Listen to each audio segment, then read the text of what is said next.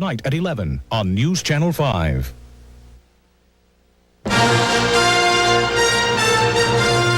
December 24th, 1992.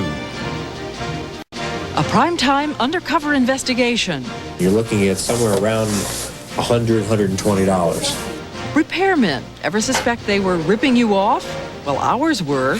But they charged us $135. They stole $135. Our hidden cameras caught shady repairmen taking advantage. You just sold us our own keyboard back. Tonight, it's time to get even. Hi, I'm Chris Wallace. I've been watching you. Oh, well, good. We've been watching you, too, as a matter of fact. Chief Correspondent Chris Wallace confronts them on their own turf. So what's your point here? What are you trying to do?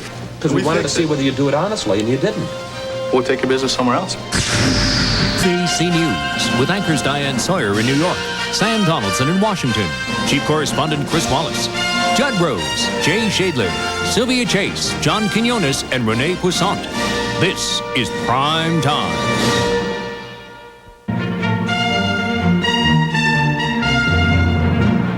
Prime Time. Now from Washington, Sam Donaldson.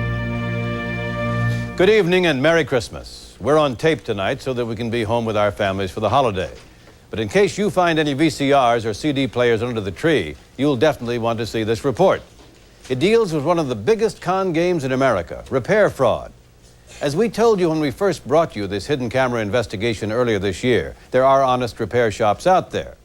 But in most states, anyone can hang out a shingle and claim to be a qualified repairman.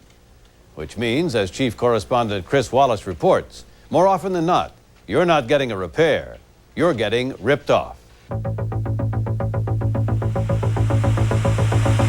It is one of those human dramas played out every day in millions of homes. The VCR shreds your favorite tape. The computer screen goes blank, and you're suddenly at the mercy of a repairman. Who doesn't have a story to tell? They had wired it incorrectly. They put blue on black or black on something. I mean, every screw is out of it. The whole guts are out of it. Now they said it would be $250 because they They can literally say anything to you. I think they were trying to take advantage of me. It's the #1 way in America that you get exploited, period. It's a suspicion that turns out to be well-founded. Just ask longtime TV repairman Mike Nixon what he used to think of customers. They were basically putty in your hands. They had no way of knowing what was wrong with their television or what needed to be done to it or how much it would cost.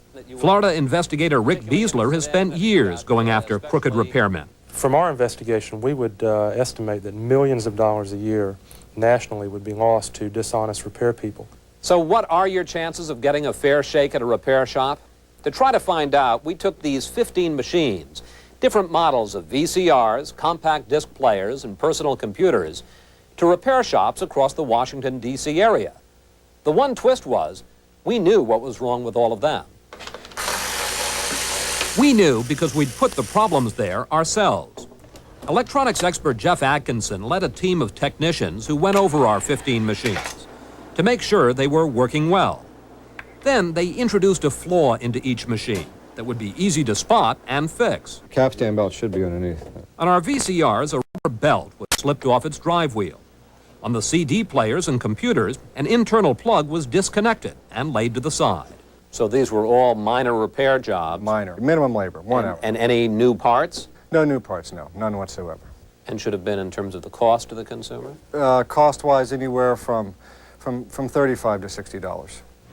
Once all the machines were ready, we had producer Kathleen Pierce play the part of the helpless consumer. She took our machines to repair shops, big chain stores and small independents chosen at random.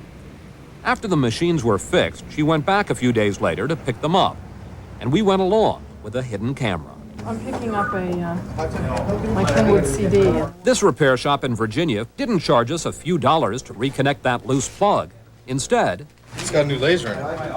The laser is actually the brains and the whole most expensive part in the unit.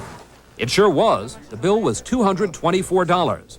That's more than this CD player sells for, brand new. I can't believe that the laser was bad because it's a fairly new machine.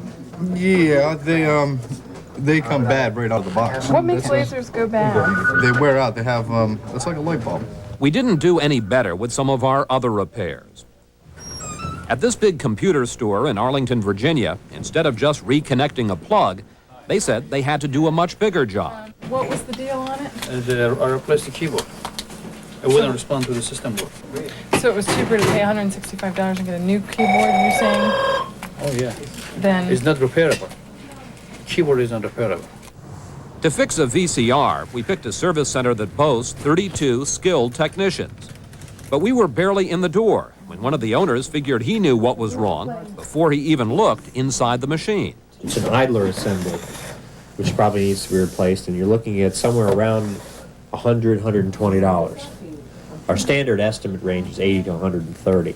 Repair experts say you should never approve work before you know what the problem is.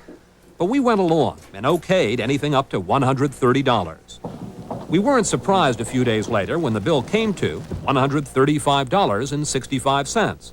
I'm just wondering why it was so expensive.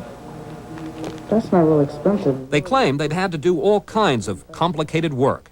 And it's not one part. The servo mechanism and all the moving parts in there. It's a lot of tape guides and switches. Once we'd had our machines repaired, our experts looked them over to check out all the work we'd paid for. That big repair job on the VCR, Atkinson couldn't find a trace of it. All the things they said they did, to the disk assembly, to the servo circuit, they didn't do any of it? No, they didn't do anything to this. They put the belt back on and sent it out of here. They probably didn't even clean it. But they charged us $135. They stole $135.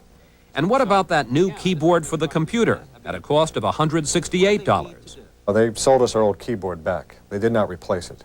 And it should have been just a minimum repair on this again. $35 to $55, reinstall the connector, test it, and out the door. If we were surprised by what happened to us, repairman Mike Nixon wasn't.